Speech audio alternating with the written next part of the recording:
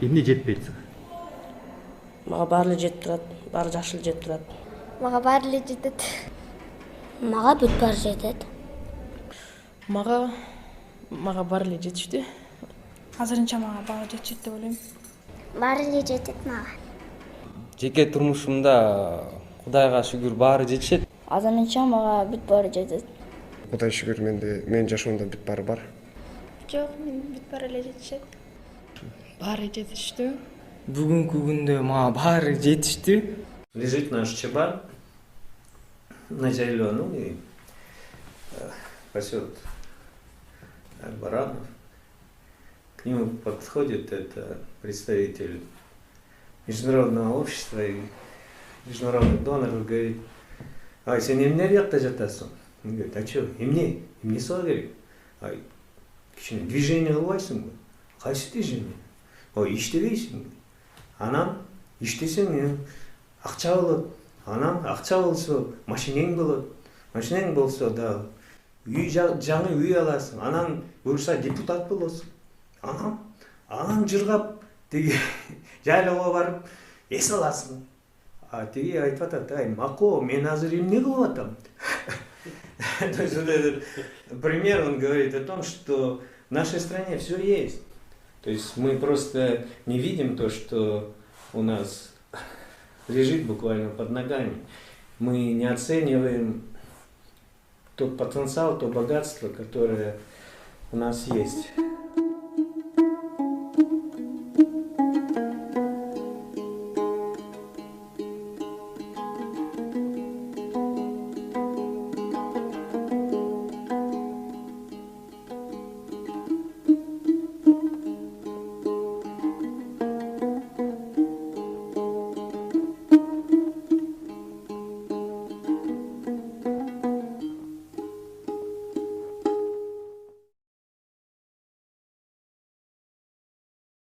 Капитализм в себя уже как бы изжил. Для страны, для мира нужна новая модель жизни человека, где деньги играют минимальную роль. Потому что они говорят, сегодня богатство, оно не должно измеряться только деньгами. Богатство измеряется знаниями, богатство измеряется интеллектом, богатство измеряется инновациями, богатство измеряется творчеством. Это такие вещи, которые нельзя просто как бы оценить через цифры.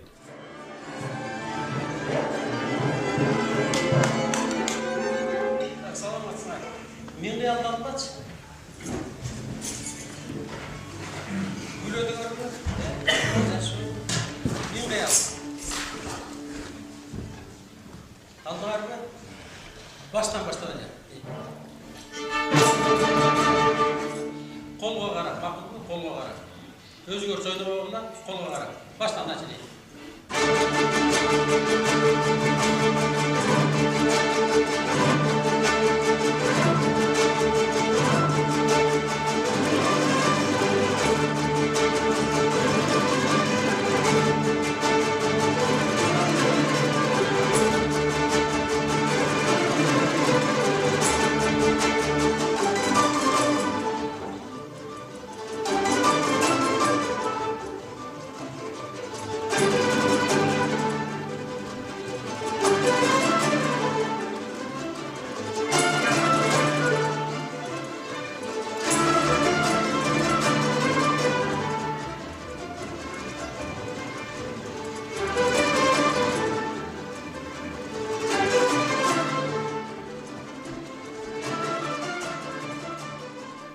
В нашей стране сколько бы государство, да, там не вливало в такие отрасли, как сельское хозяйство, там, промышленность.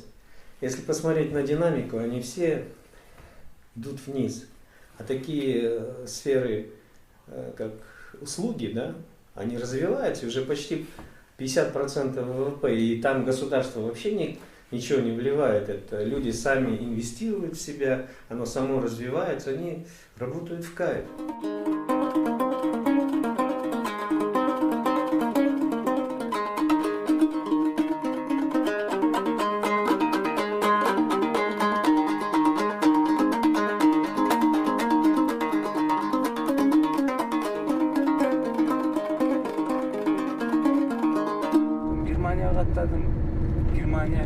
ушу Бельгияга чейин бардым. Аяка 3 жыл, 4 жылга чейин каттадым, 4 жылга жакын. Андан кийин Россияга бардым, көп эле жерге бардым. Грузия, Азербайжан. Балдар айтат, үйдө отур дейт, эми үйдө отурганда болбойт экен, көрүп калган кийин.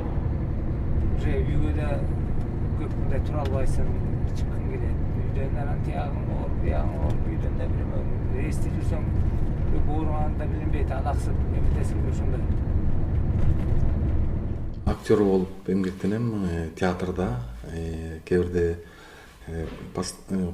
спектакль коюп режиссер болуп, концерт, андан тышкары фольклордук ансамбль Самал деген бар, ошондо дагы музыкант болуп дагы эмгектенем. Анан кээ бирде кол бошоп калганда өзүмө алаксыз үчүн мына мондай нерселерди, бул жанагы карападан, чоподон, карапачы деп коет негизи. Анан ушундай нерселерди жасап алектенем. Этот индекс счастья измеряла одна из британских компаний. Этот индекс измерялся среди 151 страны. И что самое удивительное, там Кыргызстан был на 19 месте. А по другим индексам, допустим, по уровню бедности, там Кыргызстан был где-то в конце всех этих стран. Мне казалось, что мы все несчастные, такие бедные. Вот что здесь делать, да, в нашей стране? Что-то как-то здесь все что-то не клеится. И после того, как я объездил нашу страну, во-первых, я вернулся очень счастливым. Вот для меня лично джергализм — это ощущение того, что ты живешь в среде, на земле, вот в конкретном месте, которое может нравиться очень многим людям. Значит, вот у жены там родственник, у тебя в Иваново, она из Иванова, там есть, друзья у тебя есть там в России, значит, а что ты туда не едешь? Я говорю, я здесь родился, и лучшей земли, чем кыргызская земля, я не знаю.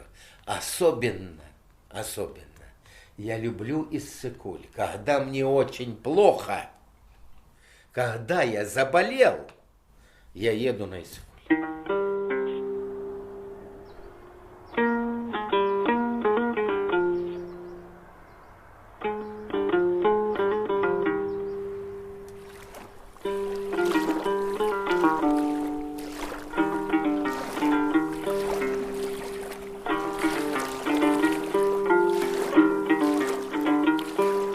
Многие вещи, которые сейчас западное общество нам пытается, как какие-то принципы, они уже были в наших предках.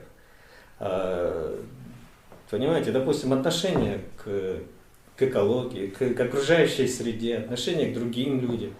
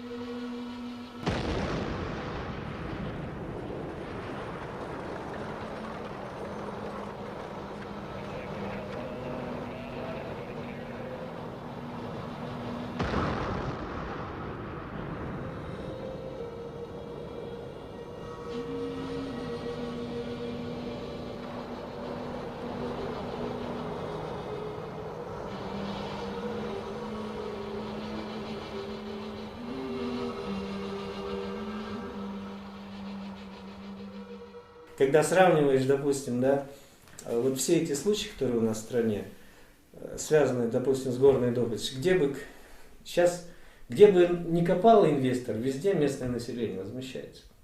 Концепция должна быть из одной строчки. Не копать в горах, а отдыхать. Надо сделать так, чтобы люди ловили кайф, вот просто создавать какие-то новые творческие вещи. Там, я не знаю, фильмы снимать, там, песни писать, картины. Они должны просто развивать какой-то бизнес там, туристический.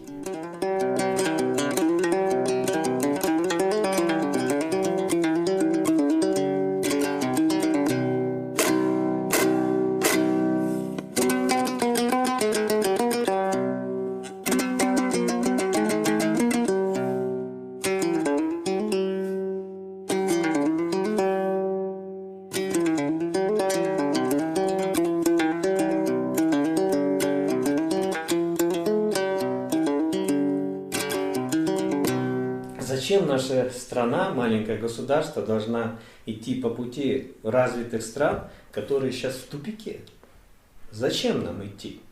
Ну, я понимаю, рыночный, может быть, надо найти тот путь, который идет на опережение, свой путь. Не надо их догонять, найти свой путь.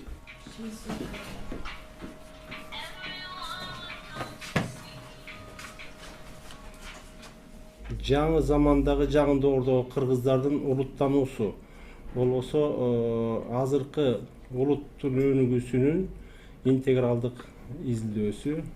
Бул китеп ошол орусча «Нациогенез кыргызов в новой эпохе. Интегральное исследование современного нациообразования» деп аталат. Мунун негизги өзөгүн түзгөн ой кыргыз улутунун табияты кандай? Кыргыз улуту өткөндө болгон касиеттерин кайра кантип кайтарып алат, анан ордубузга кандай улутту калтырабыз?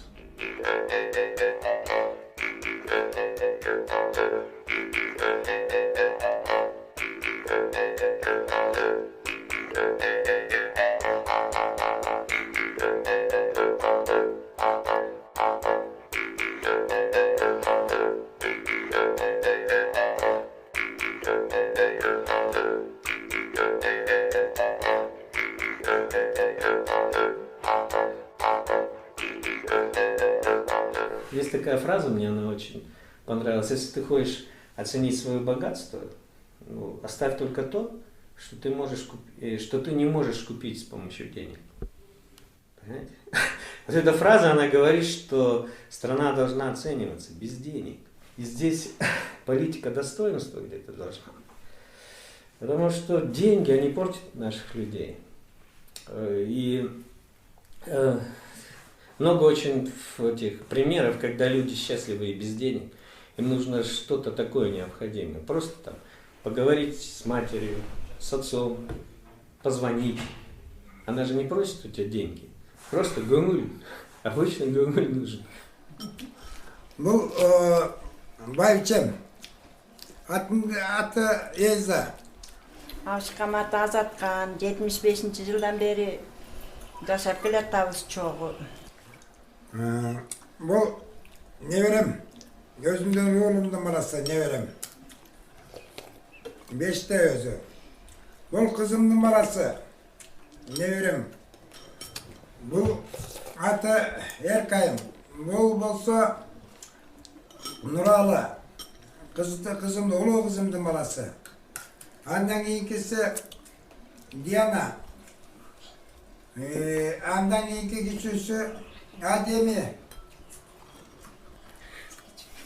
Көп кыйынчылыктарды көрдүм деп айтып келет да. Кыйынчылыктарды көрдүк. Согуш убагында ошо күнү түнү ошо носки токучубуз дейт. Анан бул киши чыккан агынан сыныгы да бар да. Темир жол чабылып атканда темир жолдо иштептир бул киши. Ошондо ошо согуш убагында, согуштан кийинки жылдары го. Ошол убакта көп кыйынчылыктарды көрдүк деп айтып өзү эскерип калат да. Анан Үркүнгө барганын айтат. Бир эле арман ошо төрөгөн кызым чарчап калды, ошо 3кө чыкканда чарчап калыптыр. Үркүнгө баргандан эсептеген ошондо канча жашта элем деп айтат негизи. Өзү бир 20дан өтүп калгам деп айтат. 25тен өткөм деп бир айтат. Так деле билбейт го. Ушу биздин эмебиз боюнча 25-28 жаш курагында болуш керек ушу Үркүндө. Ал жакта 3 ай жүрүп келишиптир чоң атакка. Эмне арманыңыз бар? Бул жашоого арманың барбы? Болуп эле карлык эле Анан кыймыл келбей момунтип жатып калган анан эми.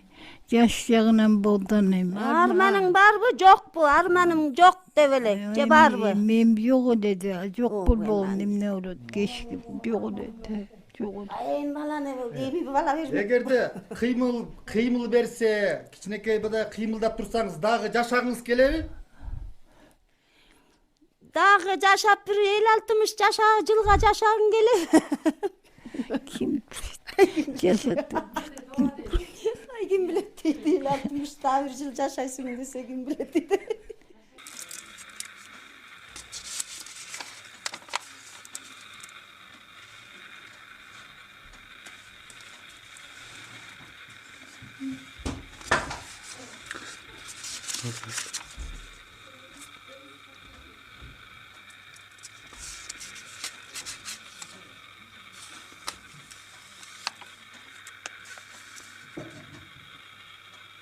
И вы знаете, вот на контрасте того, что вот в средствах массовой информации сплошной негатив в основном идет, как-то это все надоело. И хотелось что-то положительного. И здесь вот мы почувствовали такую творческую струю. Вот иногда бывает, да, если ты эту творческую струю почувствуешь, что как бы идеи за идеей приходят. Мы решили создать это движение, потом создали веб-сайт Журнализм KG. И на веб-сайте начали собирать всякую информацию мирового уровня, какие-то примеры из нашей жизни, жизни наших людей. Колумдан келсе тулган жер, көз сумар болуп тагылсам, улуңду кимдир талашмак, от жалын болуп жагылсам, сактасын сук көздөрдөн, садага мошто жеримде, сулайман бирим колдосу, жо жүрөк батыр элимди. Азыр мен иштеп атам. Ишимде так аткарам. Больнойлоруман жалп жок. Ишимди так аткарып үйгө көңүлүм ток кетип атам. Мен үчүн журнализм үйдө апам күтүп атат, тамак бышырып. Журнализм мен жыргал, мына ошо жүргөнүбүздөн жыргал. Канча кандай жыргал болот? Жүргөн турганын баары эле жыргал. Ооруп алсаң, денең болсо бардыгы жыргал. Бул жашоо өзү жыргалчылык да ошол. Бул жарык дүйнөгө келгенден кийин жыргалчылык жашоодо жашайбыз, жакшы жашоодо, жакшы нерселерди иштейбиз. Мен үчүн ошондой. Бар жок барат эне окуп атам. Башка студенттерге караганда мен өзүнүн ата-энем менен жашаганым өзүм үчүн ошол журнализм деп ойлойм. Мындай жетишерлик деле жашоо, өзүң мындай ачка калбайсың, кийимиң деле бүтүн эле, бирок эмнегедир бир нерсе жетишпей аткандай боло берет да баары бир. Күйөө жетишпей атабы? Күйөө чындыгында жетишпей. Бала жок. Үйүңдө семьяң тынч, бала чакаң тынч болсо ошол журнализм болуш керек. Ата-энем бар, тууган уруктарым бар. Ошолор менен чогуу биргемин, досторум бар. Ошолор менен биргемин, жашоо бирге сүрүп атам, ошол мен үчүн журнализм да. Ошол бар жогун түгөл болуп турса, мына иштеп аткан бюджетниктерге айлыкты убагында берип турса, биздин мектепте эч кандай проблема болбосо, ошол журнализм ошол. Мен түшүнүм боюнча бул элдердин жакшы турмушка жетишүүсү, биринчиден ден соолук. Алардын үй бүлөсү болсо, ал жыргал жашоодо жашаган деп эсептейм. Журнализм деген ошо өзүңүн ата-энеңдин койнунда, туугандарың менен өз жериңде кийимиң бүтүн, ошо жашасаң, ошо мен үчүн журнализм деп ойлойм. Мен журнализм жашоодо жашадым деп эсептейм өзүм. Журнализм деген бул мен түшүндүгүм боюнча өз өлкөңдө ата-энең менен ата-энеңдин ишеничин актап жашасаң, ошо журнализм. Жашоо бар жогубуз бар. Мисалы мектепте окуйм десек окуй алабыз, мисалы. Анан каалаган кесибибизди тандасак каалаган кесибибизди окуй алабыз. Сөзсүз бар жогубуз бар бизде журнализм. Балдарга билген билимимди бергенде, мисалы үчүн мен рахаттанам. Рахаттанам, себеби мен иштебей калсам ушуларды балдарга айтпай калмакмын, балдар ушуларды билбей калмак. Билгениңди балдарга айтып бергениң жакшы экен деп кээде жыргайм чындап эле. Журнализм деген бул эми абстрактуу нерсе да. Мына журнализм дей албайсың. кээде ошо жыргалдын баасындагы убагында байкай албай каласың да, качан өтүп кеткенин ошол мезгил жыргал экен деп каласың. Анан ишиңен ырахаттап, мен үчүнчү кээде апамдын жанында отурганым деле жыргал мисалы азырчы. Жыргализмде мен бул жарыкчылык дүйнөгө келгенден кийин бала чакаң тынч болсо, балдардан тынсаң, ден соолук берсе, заманыбыз тынч болсо, анан кийин ошо казаның кайнап отуң жайнап дегендей. Бар жоктон тынч болсоң, ошол жыргал экен. Мен жолдошумдун айткан сөзүнө толугу менен кошулам. Менин оюм боюнча дагы ошол если адамда, адам баласында ата энеси эң биринчи, жанында бир туугандары жанында болсо, анан сүйүктүү адам жанында болсо, ошол жыргализм. Телеге тегизсең бул кайгапаң жок болсо, телеге тегиз, ушунда жыргал жашоо болот. Мына момчу көпчүлүк чогултуп, элдин батасы тийип атса, бул деген жыргал жашоо болот ошондочу. Мен ойлойм, Кыргызстан жашоосу жыргализм, күнүгө той майрам. Ойлойм, бул ошо жашоо жыргал. Вот. Мен деле кошулам сиздердин, эжекем сиздердин. Ошондой деп ойлойм.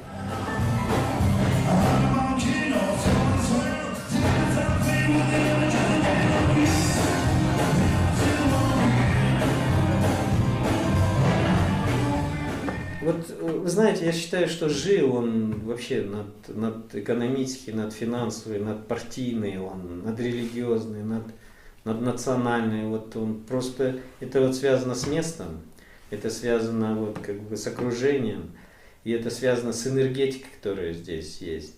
Ну, если как бы мы этот толчок дадим, может и другие страны последуют, может быть мы, я не знаю, изменим мир, но это, конечно, амбиции такие, но...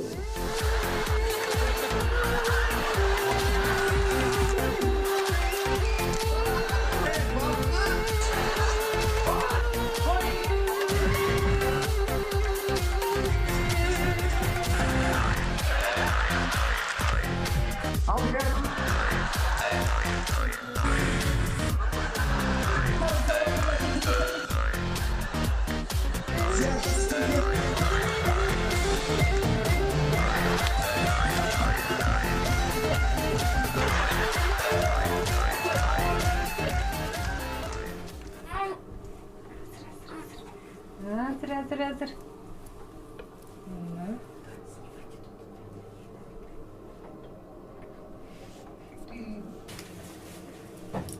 Мама, купаться, может, дверь закрыть? Вот. Еще переобула. Ой. Айдин, тихо. Ой. Айдин, сен бутун су вот Ай, его тосно. Ему не страшно, видишь, он не плачет, как ты. Ты же плачешь, когда я тебя голову. Аны эң негизгиси мен үчүн ар кимге кандай болушу мүмкүн бирок мен үчүн ушул өзүм жасаган жумуштар, жазган музыкалар. Эгерде ушул музыканы кайсы бир жерден угуп калсам мен үчүн чоң бакыт. Жыргализм ушул бала бакыраң эсенчиликте амандыкта болсо, алардын жаманчылыгын көрбөсөң, өзүңдүн эмгегиңен байыртап жашасаң, ошол жыргалга тете болгон жашоо болот го деп ойлойм да. Это все для меня сейчас в настоящий момент это счастье материнства. Я настолько наслаждаюсь сейчас материнством, что как только я просыпаюсь утром, у меня в первую очередь это улыбка на лице. Я начинаю вспоминать, что в реальность после сна, что я мама, что у меня маленький ребенок, и что я не выспалась или мне сейчас трудно после родов, это все как-то сглаживается. И для меня эти трудности даже счастье на данный момент. Өзүбүздүн гаилелердин турган турпаты, ички дүйнөсү, таза кийингени, басышы, турушу, кылган мамилеси элге таза боло турган болсо, бу дагы болсо бул жыргалдын түрү. Адам дүйнөгө келгенден кийин кызматка жаралат экен. Ошол кызматың элге өтсө, эл сени ушул кызматыңа жараша бааласа, тааныса, анан ошол кызматыңдын үзүрүн өзүң көрсөң, дүйнөдө мындан ашкан жыргал жок.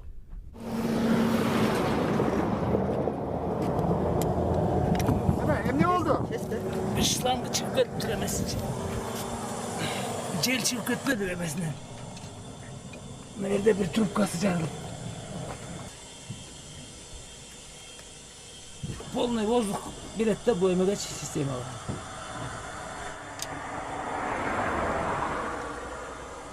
Жиргализм деген эмне? Жиргализм эми кандай бул сынча орусча болуп калабы жиргализм деп? Жок, жиргализм накта кыргызча. Жиргализм турмушум жакшы болсо ошо жиргализм ошо да. Турмуш жакшы анан эми? Жетишиктүү болсо эми болуп атат. Кудайдын буйруган эмеси. İştesem, tapsam, жиргализм ошо да жумуш болуп турса. Болбосочу? Жумуш болбосо эми кайдан жиргализм болот? Тиягына жетпей атса, буягына жетпесе. Жашоого ыраазычылык барбы? Эми ыраазыбыз да, ыраазы болгону мен эмне дейм, балдарың жакшы болсо, хулиган болбосо ошого ыраазымын. Турмуш жаман эмес, жакшы. Ага тууган, жолдоштору баары жакшы, ошо менен. Сөзсүз үй бүлө биринчиден. Анан чыгармачылыкта сен жолуңду таппай ошол бойдон кете берсең, бул эч качан жыргал менен. Эгерде мен ошол өзүм ойлогондун кичинекей эле учун жаза алсам, мен ошону таптым деп ойлойт болсом, мен ойлобойм, же мен дүйнө жүзүнө таанылып, же мондай болуп деп жыргалчылык эмес. Ошол өзүм ойлогон ойдун бир 10%, 20% болуп аткарсам дагы аябай жакшы болот эле, жыргал болот эле да мен үчүн.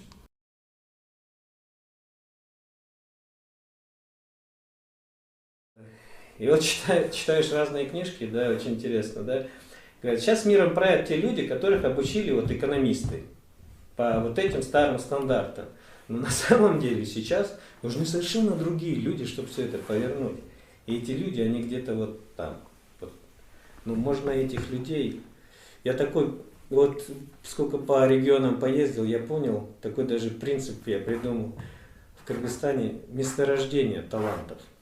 Много месторождений, не золота, там, не угля, а талантов, талантливых людей. И просто вот оно наше богатство, помимо природных и так далее, и так далее. Вот где наш путь развития страны. Эмне деген гүл? Кимдики бул? Өзүң чыгардыңбы? Кана дагы чертип берчи ошону.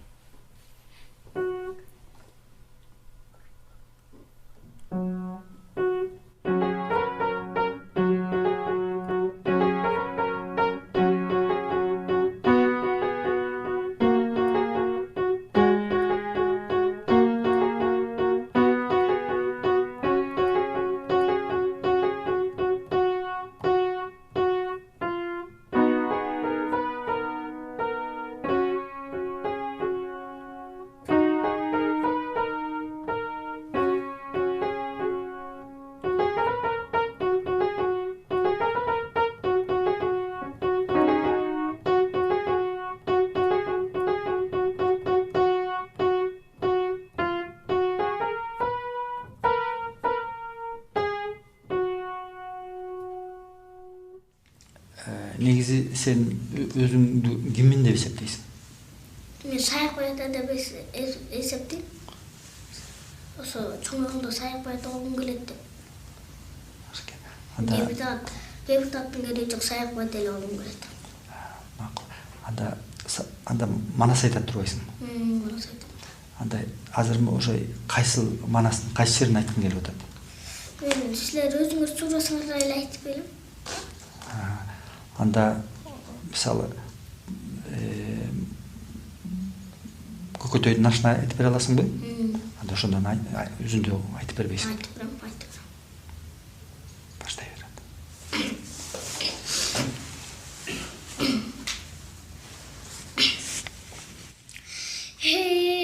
Мани кератып алкылдап, атана тону жаркылдап, бай баласы букурун ашым карбутай каркылдап, жолу катыр жол деп, ачуулан сүрүнүп, улуп болбой улуп кал, сунуң болбой улуп кал, кемеге дене чеген, кейп оңурсун үттеген, жер токтон эчеген, жерге кирген итте деген камбалоо уруп калсаңчы кошуна жатып алсаңчы кардым тойбой койдум деп кардыма кар салсаңчы тоюлда койсоң карныңды тордоктун сондо келсечи аш катаган бул кетти анан кийин жесеңчи наадан сылган ал айткан өрттүн күнөөлүгүн айтып өз кошуна кайтканы коңурбайдан кең эмес ошондо бул жолойдум шайтаным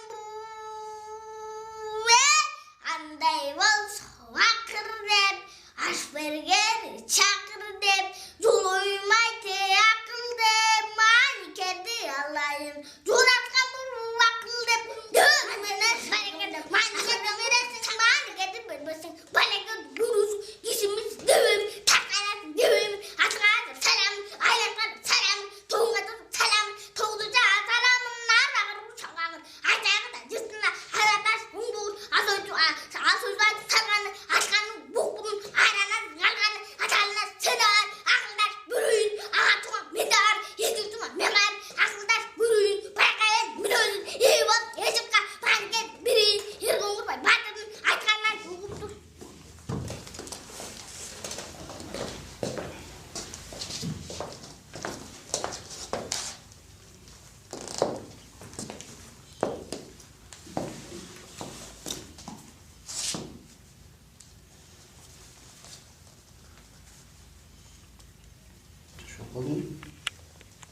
Я просто понял, что вот у нас что-то такое есть, какая-то энергетика, которая закладывается нам с молоком матери, с долгим проживанием. Мы ее называли энергетика жить, да? И вот она в любом нашем человеке, гражданине страны, независимо от национальности. И это нас отличает от других людей. Тоже гостеприимство. Недавно вот директор, в смысле, 61-я школа Ефим Борисович Якир, вот имени его, он приезжал и говорит, он сейчас в Нью-Йорке живет. Я, говорит, заметил, вот я сюда приехал, мне сразу молодые ребята уступают в транспорте. Ничего не говорят, просто встают и уступают. Говорит, если в Нью-Йорке там тебе уступят, то ты считаешься слабый, там, неудачник, понимаете? Капиталистическая система, она так построена, что там неудачник всегда должен быть, понимаете? Кайсы кесиңиз узун, же кайсыңызды кыска салыштырабыз. Ким келет кыскага? Кел Зора, кел. Кайсыңыз узун? 9 сантиметр узун да. Канчадан узун? 5 сантиметрден, э? Азаматсың, отуруңуз, жакшы. Кийинки кесимди жасабыз балдар. Кийин кыйкырса болду. Gel Renat. Gel Renat. Салыштырабыз. 7 чоң 5тен. Кайсы жерден ката кетирип койду Renat? 7 чоң 5тен дейсиз, дагы эмне айтыш керек эле? 7 сантиметр чоң 5 сантиметр. 7 сантиметр узун, 5 сантиметр. Жакшы. Эми ордудан жазабыз. Эки амалды мисал жазабыз. Мени жакшылап алыңыз. Баштайлы. 13. Алуу 3. Кошу. Эки амалды жазабыз. Келечегинде кандай элестетесиң? Ким болоюн дейсиң? Президент. Жакшы экен президент. Президент болгондо эмне кыласың? Кыргызстанда. Кедейлерге жардам берем. Өзүм туугандарыма чоң үй жасап берем. Дагы балдарыма каалаган нерселерди алып берем. Келечекте ким болоюн дейсиң? Президент. Президент болгондо эмне кыласың? Кыргызстанды жакшы кылам. Кыргыз кишилерди жакшы кишилер кылам. Аларды эч ким биякта уруу болбосун деп. Келечекте Кыргызстанда жашап, өзүмдү илимге багыт берем дегендейм да. Келечекте өзү геологдун болоюн деп аткам да. Геологдор эмне кылат? Геологдор ошо тоолордо жүрүп, андай тоо кеңдердин анализин жасайт, мисалы. Өзү мындай романтикасы да, жапайы жерде жүрүп, палаткада уктап, ошо жапайы жаныбарлардан коргонуп, ошонусу менен мага жагат. Келечекте өзүмдү бир чака ишканам ачып, бизнес менен алектешке. Дизайнер, психолог. Же архитектор, же дизайнер. Тренер. Эмне боюнча? Гимнастика. Келечекте ошо журналист алып баруучу болгум келет. Келечекте мен стоматолог болгум келет. Стоматолог. Врач-хирург болгум келет. Жана бүт жер жүзүндө өзүм клиникалардын филиалдары болсун деп. Келечекте мен котормочу болгум келет. Ар бир өлкөлөргө барып Кыргызстандын желегин көтөрүп, мамлекеттерде тыгыз байланышта кылып. Архитектор жана психолог. Буйруса чоңойгондо ушу программист болом деген оюм бар. Келечекте тил алып баруучу болгум келет. Келечекте архитектор болом дегем. Келечекте мен кинорежиссер болом деген үмүтүм да бар бир. Анан келсе экинчи эмем дипломат болуу. Келечекте Кыргызстанды көтөрүп, Кыргызстанга өзүм салым кошконго аракет кылып, дипломат болом го деп ойлодум да. Потому что я сам не кыргыз, но встречаясь с этим народом, мне хотелось, я не знаю, мне хотелось научиться всему, что они умеют. Мне хотелось познать полностью все их традиции. Вот для меня вот это вот в этом счастье. Мне кажется, тут счастье вот в познании своей страны.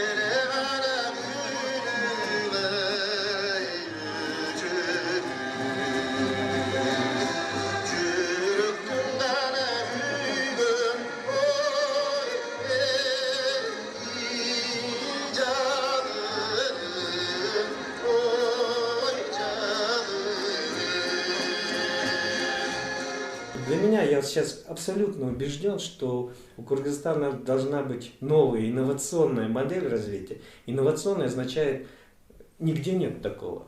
И Кыргызстан, как маленькая страна, как гибкий малый и средний бизнес, она должна не идти за кем-то, она должна что-то придумывать и новое, понимаете? И пусть, и вот принцип джергализма, не мы к ним, а они к нам. Работа там, где мы. Вот такие, понимаете, чтобы мы не ходили с протянутой рукой и благодарили за очередные там инвестиции.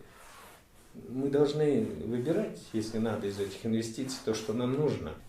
127 болсын, бұл жер фа.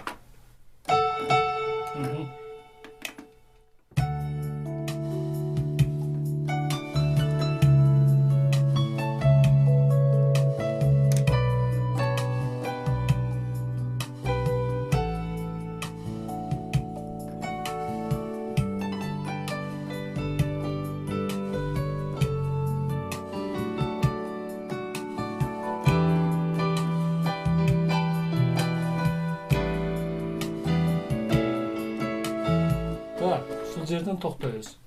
Бизде эми бизде калат ошондо скрипкан партиялары. Так, скрипкан партиясын алабыз. Так, bizde 127 болса фортепиано. Ну, давайте 112 пока.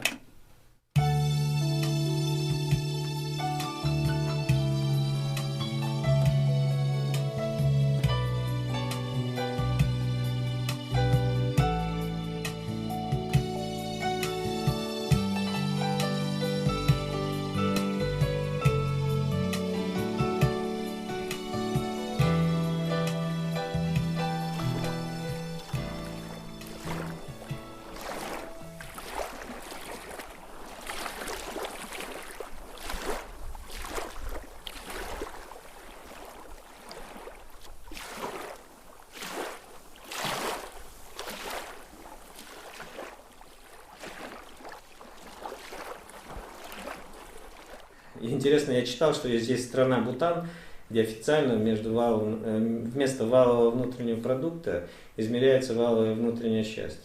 Я на этой конференции видел этих людей. Там я с членами правительства познакомился, и они рассказывали, говорит, Кубат, ты, говорит, представляешь, мы даже не создавали специальный какой-то там благоприятный инвестиционный климат, еще что-то. Мы просто сказали, что вот у нас идея, да, вот вместо валового продукта валовое внутреннее счастье. Ты знаешь, как нам, сколько инвесторов понаехало, сколько там всяких ученых, постоянно какие-то конференции проходят. Столько просто денег, прямых инвестиций идет, просто за одну идею. Мен азыр 2 дүйнөдө жашап атам. Бир дүйнөм ушу бореке ааламдын сырларын үйрөнүп, ааламдын айрым күчтөрүнүн бар экендигине ишенип, ошолор менен унчукпастан мамиле кылып, анан жаңы илимдин багыттарын ачып атканым бул өзү мен үчүн мындан ашкан жыргал жок. Экинчи дүйнө бул өзү материализмдин сормасазынан чыга албай атабыз баарыбыз тең. Пендечиликтен чыга албай атабыз. Адамдардын жетишкендиктери бар, кемчиликтери бар. Ошолордун бардыгын тең баштан өткөрүп атабыз. Анан эмне болгон күндө дагы мен ишенем, биздин Кыргызстандын келечеги чоң. Үмүт бул келечек. Үмүтү жок келечек болбойт. Биз ар бир күнү үмүттөнүп, биз чыгармачылык адамдар өзүбүз эле үмүттөнүп, элди да ошондого ишендирип, үмүт бар, алда жакшы бар деп жашайбыз да. Мындай чын-чынында мондай аябай тереңдетип кирсек, анда оорураак болуп калат да. Ошон үчүн эртеңкини дагы бүгүнкү күн менен жакшынакай үмүт менен жашайбыз. Ошон үчүн могуларды жасап, ошон үчүн бирдеке аракет кылып, кээ бирде үйгө барбай иштеп, ошон үчүн талаалап болсо да иштеп жүрөбүз да. Кыргызстандын келечегин кандай элестетесиң келечек? Кыргызстанды мен абдан кооз дейм. Элдери жакшы, орус мен Кыргызстанга сыймыктанам абдан. Анткени Кыргызстан биздин жерибиз ушу абдан кооз. Башка жерлердики андай эмес, алар даже биздин жерге жетпей жүрөт. Кыргызстанды кандай элестетесиң? Кыргызстанды абдан өнүгүп келе жаткан, дүйнөдөгү эң кооз өлкөлөрдүн бири, абдан өнүккөн өлкөлөрдүн бири деп ойлойм. Кыргызстанды аябай өнүгүп өскөн, башка мамлекеттердин эң өнүккөн, эң мындай жарык мамлекеттердин бири деп ошондой көрүнөт да. Мен оюм боюнча Кыргызстан келечекте өнүккөн мамлекет, гүлдөгөн, өнүккөн, финанс боюнча өскөн мамлекет болот деп ойлойм. Азыр Кыргызстанда көп эмелер бар, мүмкүнчүлүктөр. Бизде баары экономикабыз баары жакшы өнүккөн. Кичине аракет кылсак да баары жакшы болот деп ойлойм. Кыргызстан жакшы, ошондой көлдөрү бар, тоолору бар, бүт мамлекеттер кызыгып бизге кыялданган Кыргызстан. Кыргызстанды абдан чоң өлкө. Көлдөрү бар, тоолору бийик, бардыгы кызыгат. Келечекте эгер биздеги жаштар ар бирөөсү ушинтип патриот болуп, көтөргөн аракет кылып, салым кошуп, жанагындай ичип чегип, жаман нерсе кылбаса, өнүгөт го деп ишенем да чын жүрөгүмөн. Келечекте өнүккөн жана бүт жактан биринчи болуп турган мамлекеттердин бири болуп деп көрөм. Анткени биз кичинекей мамлекеттердин бири болгондуктан биз өнүккөнгө аябай мындай оңой жолдору бар да. Ошону туура тандаса жакшы мамлекет болот. Эгерде азыркы биздин көз улан мырзалар баарыбыз тең билимге алынып, окууга умтулуп, кандайдыр бир аракеттерди жасаса мамлекет үчүн, ошондо келечек жакшы болот.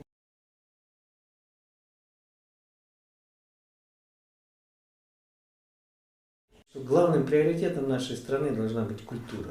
Знаете почему?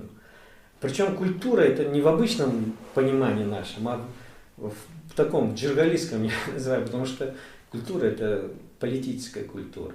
Культура управления. Это деловая культура, которая позволяет экономику развивать без теневого сектора. Это культура отношения других людей, социальная, помогать там слабым и так далее. Это экологическая культура отношения к природе. То есть культура в широком смысле слова. И если вот эта культура в рамках принципов, которые там в наших сказаниях и так далее, она И плюс с учетом того, что мы сейчас наработали, потому что мы это не можем выбрасывать, потому что интернет, технологии, инновации, они помогают вот гармонизировать все эти отношения, понимаете? И я считаю, что вот оно, наше, понимаете? И надо сделать такую страну, чтобы сюда приезжали, чтобы было интересно, понимаете? Если мы построим такую страну, как везде, людям все равно будет, что он приедет там, не знаю, в одну из стран Европы, что в Кыргызстан. Нам надо быть особенными. Мемлекеттин ырайындар кулай жашты берди ошентип.